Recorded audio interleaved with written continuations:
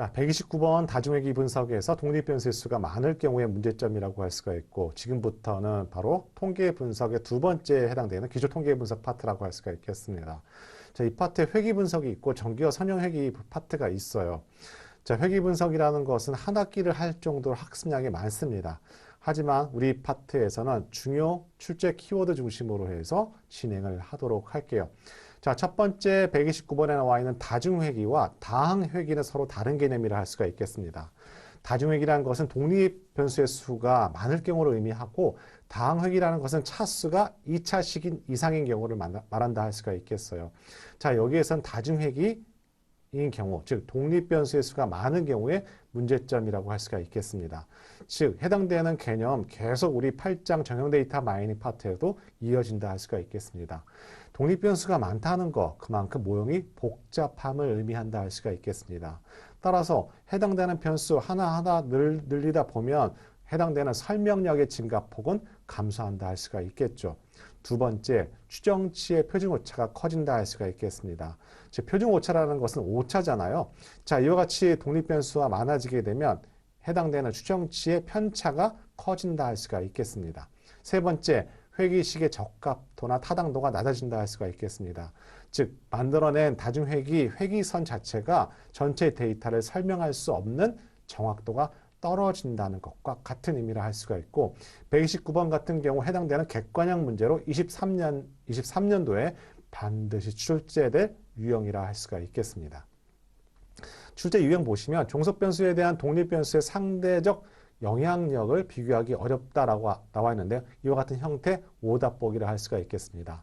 자, 아래서는 그 회귀 분석한 결과를 보여주게 되고 해석하는 문제 출제 패턴이라 할 수가 있겠습니다.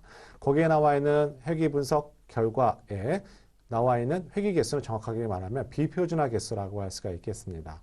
하지만 해당되는 아래서 표준화 개수를 또 출력할 수 있는 방법이 있어요. 이 표준화 개수를 통해서 많은 독립 변수의 상대적 종속 변수의 크기를 비교할 수도 있습니다. 따라서 해당되는 거 나오게 되면 오답보기라는 것도 강조해서 말씀드리도록 합니다.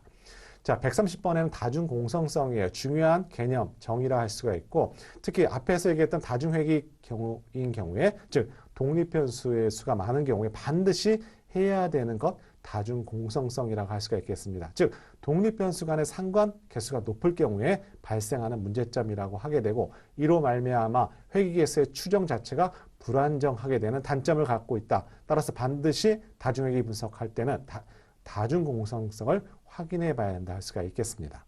우리 시험 문제, 단답형 예사 문제라고 할 수가 있겠죠. 이와 같은 다중공성성의 진단 방법 우리는 확인해 본다 할 수가 있겠습니다. 아래서는 VIF라는 분산 팽창 지수를 통해서 그 숫자 값이 10 이상일 경우에는 다중 공성성을 진단한다 할 수가 있겠어요. 자, 이와 같은 경우로 말미암아 또한 결정 개수 값이 크고 또는 각 회귀 개수들이 유의하지 않은 경우에 다중 공성성을 의심한다 할 수가 있겠죠. 이와 같은 독립 변수의 상환 개수가 높게 되면 그 변수를 제거하고 회귀 분석을 해야 한다 할 수가 있겠습니다. 자, 132번. 상관관계가 높은 변수들이 포함했을 때 해결 방안, 즉 다중 공성성의 해결 방안이에요. 132번은 출제 포인트 객관형 문제로 출제될 거라고 예상이 되고요. 첫 번째, 중요하지 않은 변수를 제거하고, 두 번째, 해당 변수의 상관관계가 따라 변수를 통합할 수도 있습니다. 세 번째, 자료 부족이 원인인 경우 자료를 보완한다 할 수가 있겠습니다. 네 번째, 능형회귀 또는 주성분 회귀를 하게 되는데, 자, 능형회귀라는 것은 133번에 등장할 키워드라 할 수가 있겠습니다. 자, 133번 정규화 선형회귀라고 할 수가 있겠어요.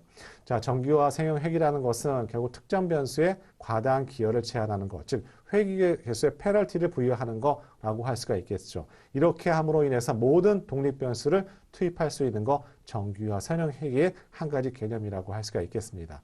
그런데 우리 두 가지 우리 시험 문제 출제 포인트를 갖고 있어요. 이와 같은 정규화 선형회귀, 회귀 개수에 페널티를 부여하는 방법에 따라서 능형회귀와 라쏘회귀로 구분한다 할 수가 있겠습니다. 자, 능형회귀를 다른 말로 리치회귀라고 하게 되는데요. 자, 회귀 개수의 특정 제곱의 합이 특정 값 이하로 페널티를 주여하는 방법이라고 하게 되고, 얘를 L2 놈이라고 한다 할 수가 있겠습니다. 자, 라쏘회귀라는 것은 회귀 개수에 페널티를 부여하는데요. 자, 절대값의 합이 특정 값 이하로 페널티를 부여하는 방법, 바로 라쏘회귀라 하고 L1 놈이라 한다 할 수가 있겠습니다. 자, 우리 시험 문제에서는 항상 동일한 형태를 출제가 되는데요.